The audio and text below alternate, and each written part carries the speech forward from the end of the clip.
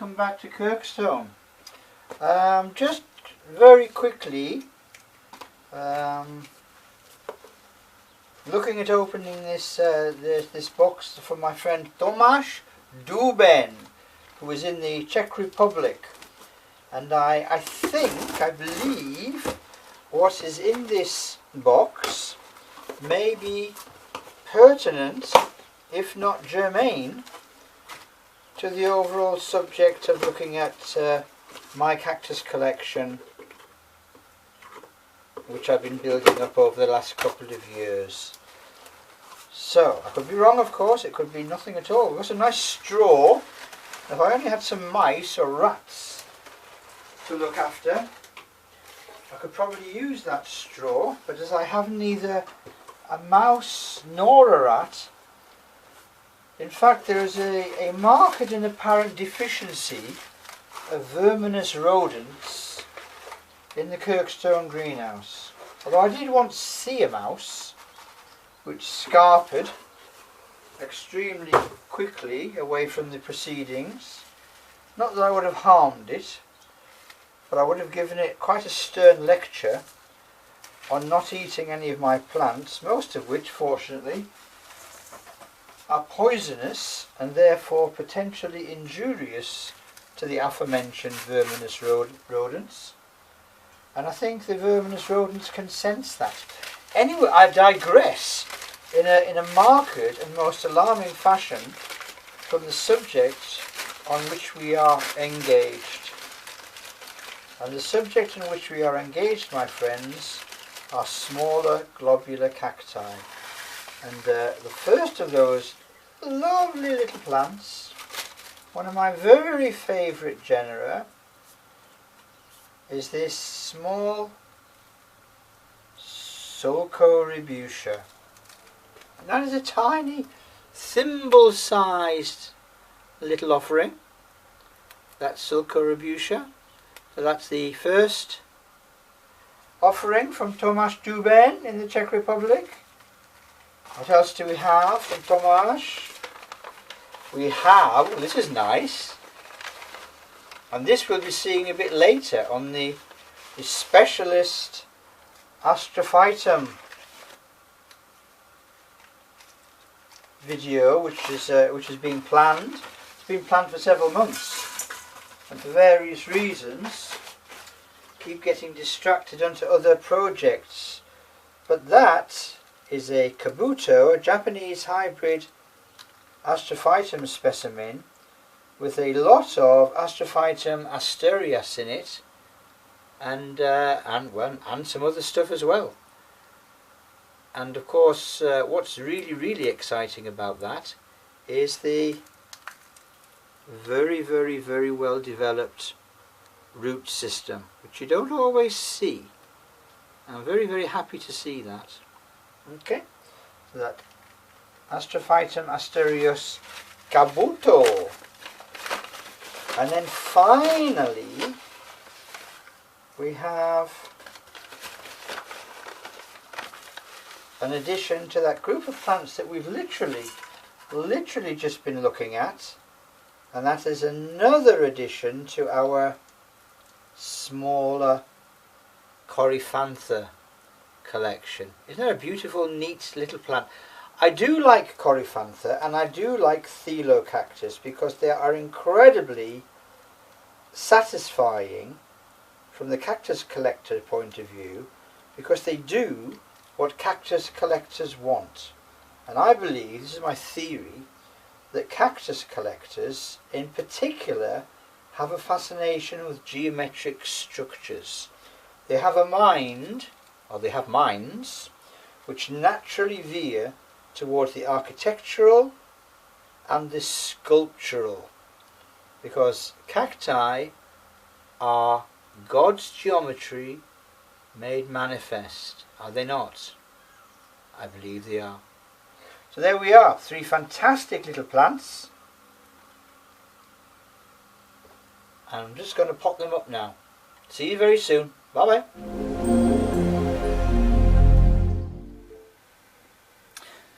And welcome back. So I have gathered about me the tools of my trade. So I've got an appropriately sized pot, in this case square pot, because as you'll have noticed from the videos, cacti go in square pots. That's not just a space saving measure, because in terms of footage on the greenhouse staging, I can get more compost and therefore more plants per square inch, per square centimetre, than I could otherwise. It's also because cacti are generally round, and the contrast between a round plant and a square pot is one I find aesthetically pleasing. So we're going to quickly look up what we need. So we have here a nice open sandy mix, which is about 20 to 25% standard proprietary compost. It's about 20% very coarse gritty sand. It's about 20% small pebbles. It's about 40% horticultural grit. So the compost should stay very open for a very long period of time.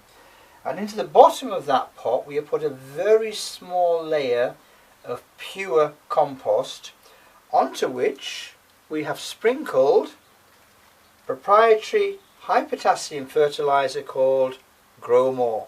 So it's high potassium, low nitrogen basically, so it provides a longer release, slower growing fertilizer and nutrient base than a nitrogen based one, which tends to encourage, in my opinion, softer, fleshier, greener growth. What we want is slower, stable, coloured, spiny growth, and the potassium, of course, and the potash helps to encourage flower formation. So, and we've also got a potting receptacle as well as a bucket of compost. So very simply, the pot goes in the potting receptacle. We take our subject, Astrophytum cabuto. We have a quick look, so does that look about right? It does. So the next thing we need to do is not crush our Sulco-Rebutia. We bring the potting mix up as close as possible to the receptacle. Any of which we spill will go into the receptacle and will not be wasted chasing it around the greenhouse. So what kind of a position is that plant going to go in? It's going to go in round about there. So I'm tapping the compost into one corner, then the second corner, then the third corner, and then you guessed it, with a refreshing predictability, the fourth corner. So that's the procedure I will follow until the plant is roughly in the right position. So I'm filling the compost around the roots. I'm not pushing the plant into the compost. I'm building the substrate around the plant's roots. And I will reach a point before too long when the plant is more or less freestanding. Okay, so there we are. So now I just need to put enough compost in to stabilise. And make sure that the plant is in the centre, because I would not be able to sleep if the plant wasn't in the centre. And if it isn't in the centre, you can just very gradually put pressure and move the compost around. Now what I'm doing now is I'm tapping the compost so that it fills in the spaces between the roots. So we saw that well developed root base. So this is what was cascading out of the side of my potting procedure. That goes straight in the bucket without any problems, and there's only one job remaining. I need to get some topping.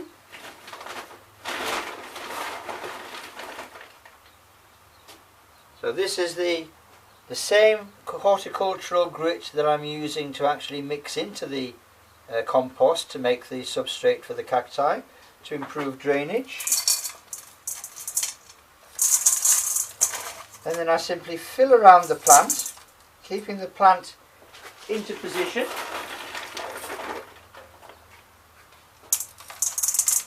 And that's it. Now you notice at no stage did I firm the compost down against the roots in the plant, because it's something I vehemently do not believe in.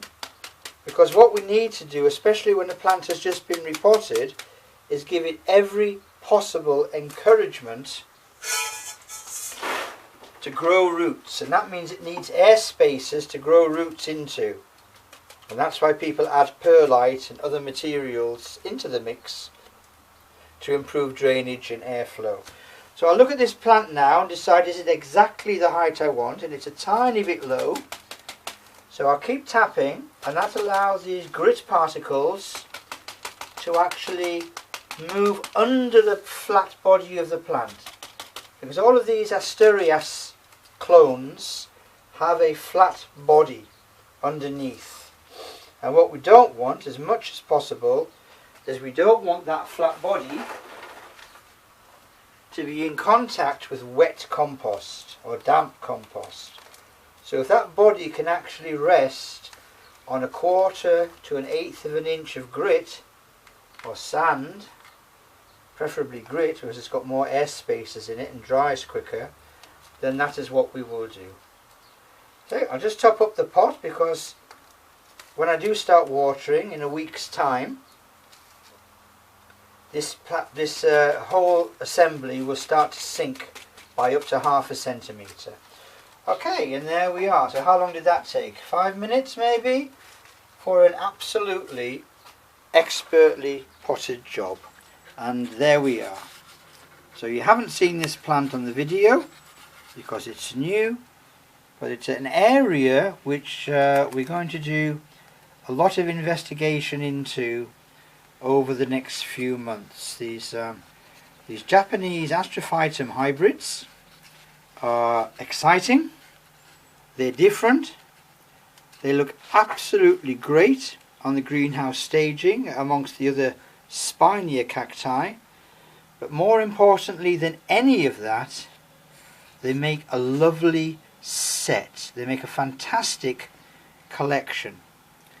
All slightly different, but similar enough to form a range, a collection, a set, a display. Astrophytum Asturias Cabuto. Isn't that an absolute little gem of the desert? Look at those very, very pronounced starry spicules. There's a word for these which eludes me right now, what these things are called, but they are absolutely gorgeous. So there we are, Astrophytum Asturias Cabuto. And I think I'll just finish this little video right about there. Okay, thanks for watching, and I'll see you very, very soon. Bye for now.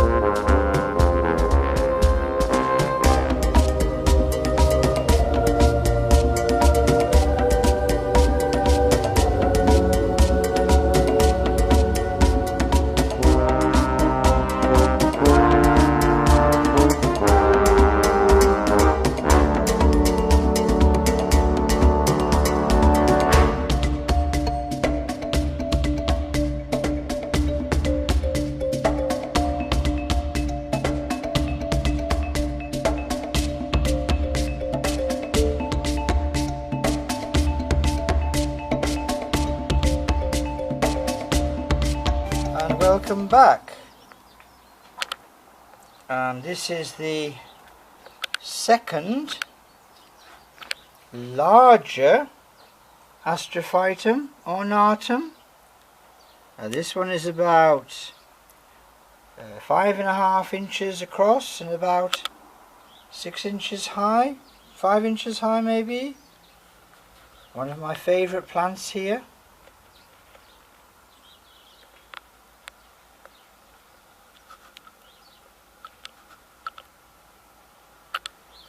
And this is the other large Astrophytum that we have.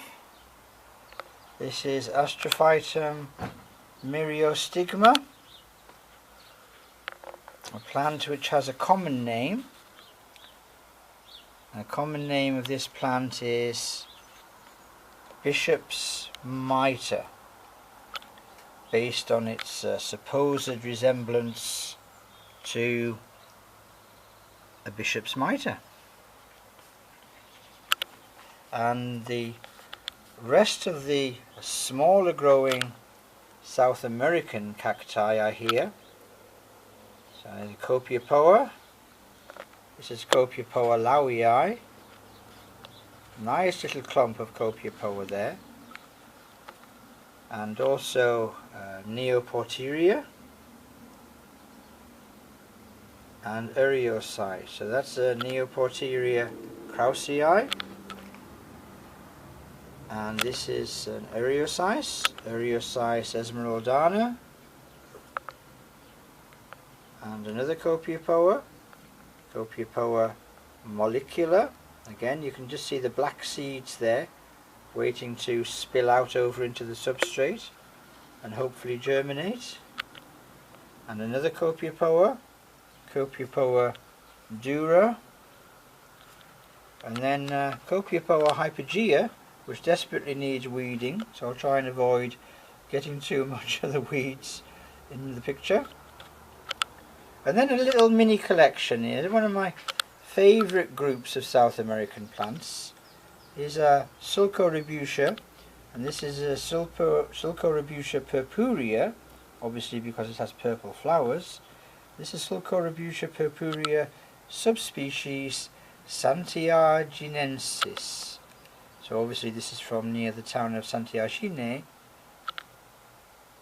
and this is a particular clone of Sulcorebutia steinbachii, just starting to form a nice little clump.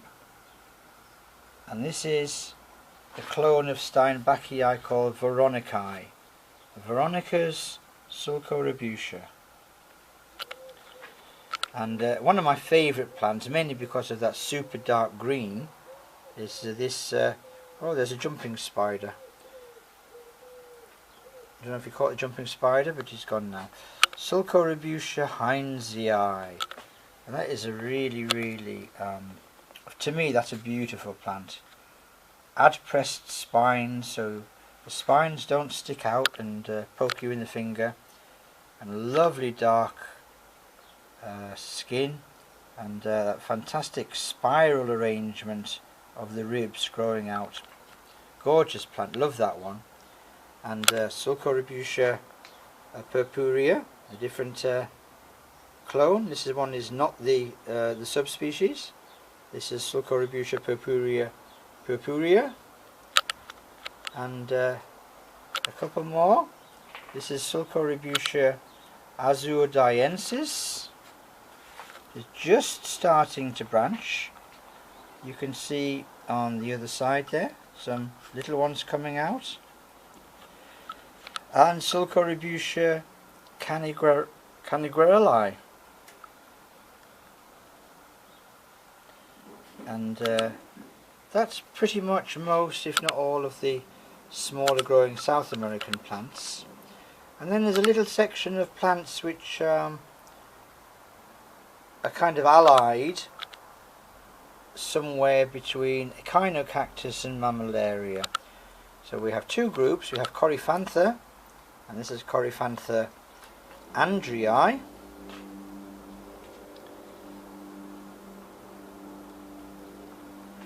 And we also have Coryphantha cornifera, a nice woolly crown there, Coryphantha cornifera, and those lovely star-shaped pectinate spines. And then Coryphantha cachicii, which also has those star-shaped pectinate spines, but also has those strong black central spines, which really give it some more character. And another Coryphantha, Coryphantha maiz tablensis. I'm very much having the look of a Thelocactus there, with those strongly protuberant, sticking out tubercles. And then, speaking of Thelocactus, we have a few. Thelocactus rinconensis,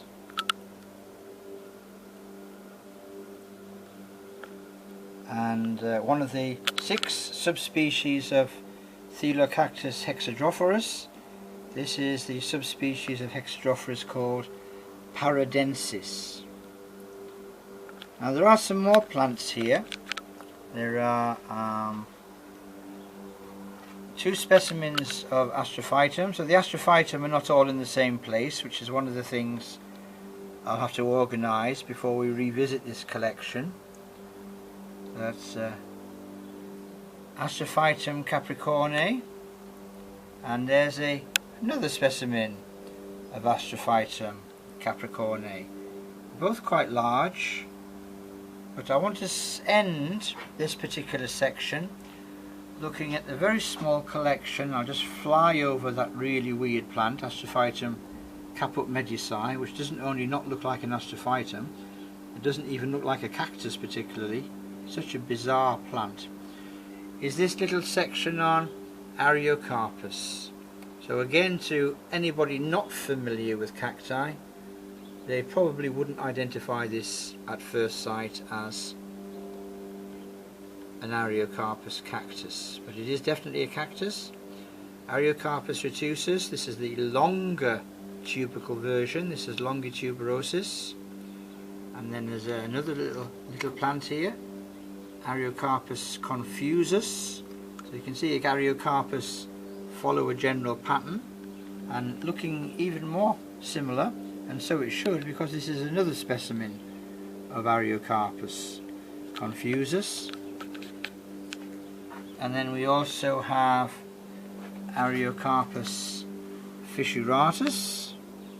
You can see the fissures in the tubercles, which some people might say are leaves, but definitely aren't leaves. This is actually the plant body sticking out into triangles, Ariocarpus fissuratus, and Ariocarpus trigonus, so called because of its triangular leaves, or triangular cross-section leaves. Then Ariocarpus retusus,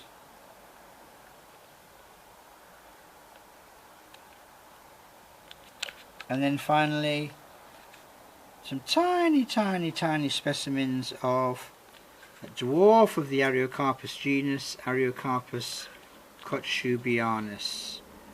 This is the subspecies called elephantidens, not looking at all elephant-like, it's so small. And this is not elephantidens, this is the straight species, as it were, of Ariocarpus cotyubianus. And this is a final specimen of cotyubianus, and this is the last Ariocarpus in the collection. This is Ariocarpus bravoanus. So a little bit similar in shape at this early stage of its life to Trigonus or Scapharostris. And then at the end of the collection we have some remaining Astrophytums which haven't been featured yet.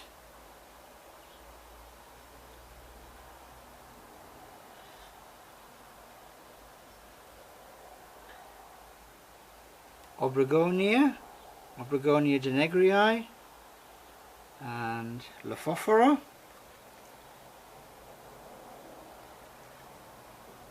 And then a very small collection of one of my favourite North American genera, a plant which keeps changing its name. It was Echinophyllocactus for 80 years, and then it became Stenocactus. Then somebody decided it should be included in with the Ferocacti, and now it's back to Stenocactus again. I always liked Echinophyllocactus, even though it was far too long to fit on a plant label. And this is the oddity coming up in the Echinophyllocactus group, because it's the one which doesn't have wavy ribs. It has straight ribs and straight, strong spines, looking far more like a Echinocactus than it does a Stenocactus. But when it flowers, it's quite clearly a Stenocactus. And there we are. There are a few more plants which I haven't talked about. I do want to hold something back to talk about next time, but I'll just give a slow flying overview of the cactus collection. I hope you've enjoyed watching. Now there is a cactus, or cacti, bulbs and succulents page we've set up on Facebook. Please do check it out. I'll try and remember to put the links in, but I thought you might appreciate a quick look at the smaller cacti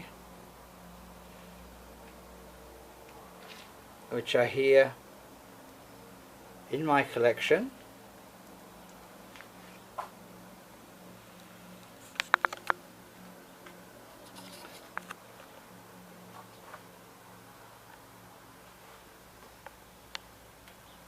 And then maybe next time when we come back, we'll talk about some of these cacti in a little bit more detail, if that's what people want. If you let me know that's what you would like to see, then that is definitely what we will see. But that's the cactus collection more or less right now. I hope you've enjoyed watching, and I hope to see you very, very soon. Bye bye for now. Bye bye.